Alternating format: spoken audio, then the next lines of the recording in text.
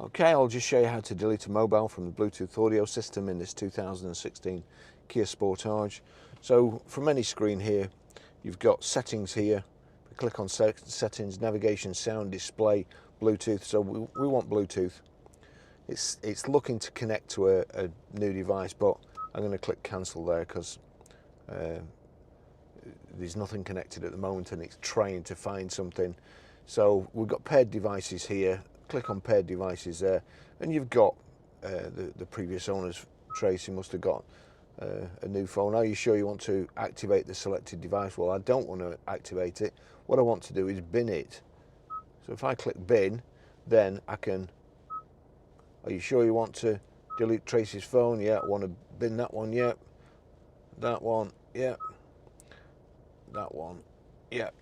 So that's them all. That's them all gone.